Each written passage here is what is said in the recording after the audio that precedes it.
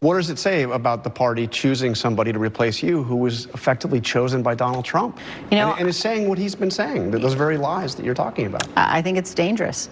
I think that we have to recognize how quickly things can unravel. We have to recognize what it means for the nation to have a former president who has not conceded and who continues to suggest that our electoral system cannot function, cannot do the will of the people. To cause that kind of questioning about our process, frankly, it's the same kinds of things that the Chinese Communist Party says about democracy, that it's a failed system, that America's a failed nation. I won't be part of that, and I think it's very important for Republicans who won't be part of that to stand up and speak out. When you say dangerous, dangerous how? Are you suggesting that January 6th could happen again, or maybe something worse? I think there's no question. I mean, we've now seen the consequences. We've seen how far President Trump was willing to go. We've seen not only his provocation of the attack, but his refusal to send help when it was needed, his refusal to immediately, say stop. And that in and of itself, in my view, was a very clear violation of his oath and of his duty. Now, the Speaker, along with at least one key Republican, have announced an agreement on a commission to look into what happened on January 6th. Should Kevin McCarthy be willing to testify before that commission? After all, he is one of the few people that we know of that was actually talking to Donald Trump while the attack was taking place. He absolutely should, and I wouldn't be surprised if he were subpoenaed. I think that he very clearly and said publicly that he's got information about the president's state of mind that day. So you would welcome a subpoena for Kevin McCarthy to testify to that committee? I would anticipate that I would hope he doesn't require a subpoena, but I wouldn't be surprised if he were subpoenaed. How many of your colleagues actually believe that stuff? Actually believe the election was stolen? I think it's relatively small number. Adam Kinzinger says it's a handful. Do you think that's right? I think that's probably right. So they're just saying it to placate Donald Trump? I think that we as a party are in a situation with respect to the former president that is really dangerous. Did you vote for Donald Trump in 2020? I did. Do you regret that vote? Look, I think that how could you not regret that vote given what's happened? Yeah, I mean, look, I was never going to support Joe Biden, and I do regret the vote. I think that it was a vote based on policy, based on sort of substance and what I know in terms of the kinds of policies he put forward that were good for the country. But I think it is fair to say I regret the vote. If the Republican Party nominates Donald Trump in 2024, could you stay in a Republican Party that decides that he should be the nominee again? I will do everything that I can to make sure he's not the nominee, and everything necessary to make sure that he never gets anywhere close to the Oval Office again. But would you remain in the party if he were the nominee? I will not support him, and will do everything I can to make sure that doesn't happen.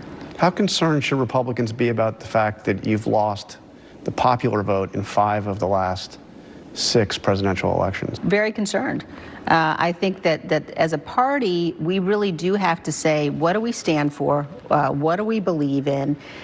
And we also have to stop, and look, I think the Democrats need to stop doing this too. We have to stop incentivizing unserious behavior among our elected officials. We have to stop incentivizing vitriol. We have to stop incentivizing people to show up here and think, the goal is to be a social media star. Congresswoman Virginia Fox, talking about you, said, she who thinks she leads but has no followers is only taking a walk. Liz, I am afraid you are only a woman taking a walk. Does she have a point? I mean, there was really nobody that came to your defense. I mean, there were a couple of members, Adam Kinzinger, Ken Buck, but you were pretty much alone on this. Well, I think that it is very important to stand up for what's right. I know that there are many members who have expressed concern about their own security. And I think that's an important point to think about as well, that we now live in a country where members' votes are affected because they're worried about their security. They're worried about threats on their lives. So I think that's part of it. But look, there's no question but that at this moment, the majority of the Republican Party is not where I am. But it's my responsibility as an elected official, it's my responsibility as a leader to lead and to tell the truth. I've seen other Republicans over the past 4.5 years who stood up to Donald Trump. Jeff Flake comes to mind, Bob Corker comes to mind, there are others, and they're gone. I mean, he won. They came out, they made the statement, they stood up to him, and they were effectively run out of Republican politics. Why will it be any different with you? One thing that makes it different is January 6th. This isn't about policy. It's not about whether you like his tweets or you don't like his tweets. It's about the attack on the Capitol and fundamental attack and continued, and that's important, continued assault on the foundations of the Republic. Once January 6th happened, that's the end. And that has been, I think, the most disappointing thing to me, that more of my colleagues have not been willing to stand up and say that can never happen again. Well, in fact, what we heard this week is we saw members of the Republican Party in the House basically deny it happened. We saw one Republican congressman say that the protesters were orderly. Another one said they saw no evidence that Trump supporters were actually among the rioters. I mean, what does it say that some are able to erase the memory of what happened on January 6th? It's indefensible. I will never forget seeing the law enforcement officers, the members of the SWAT team, the rapid response forces, seeing them in their exhaustion. And they'd been through hand-to-hand combat, and people died. And the notion that the notion that this was somehow a tourist event is disgraceful and despicable. And I won't be part of whitewashing what happened on January 6th. Nobody should be part of it, and people ought to be held accountable. What was your experience on that day during the riot? Did you feel like you were in danger? One thing I will never forget, I was on the aisle, and I looked across the aisle.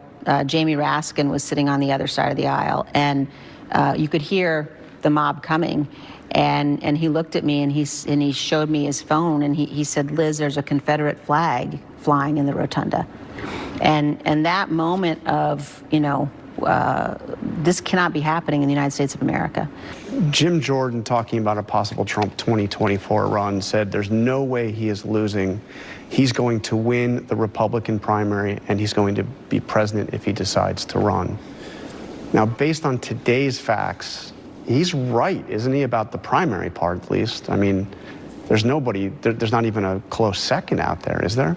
I think Jim's wrong. It's not the first time Jim has been wrong, and I'm sure it won't be the last time, but he is wrong. And I think there are millions and millions of Republicans who won't let that happen again. What will it take for you to run for president? Look, I am right now focused on my reelection in Wyoming. Of course you are, and you very much need to be. But what would it take for you to run for president? Look, as I said, I heard you on the radio in New Hampshire today, so it's not too far out of your mind. Look, I think it's really important that we, as Republicans, be in a position where we can present to our voters, to my voters in Wyoming, and to our voters across the country, a set of issues and policies that reflect conservative principles, but also hope and opportunity and inspiration. Would your father like to see you run? Well, yeah, but he's my dad, so he's not objective. Good point.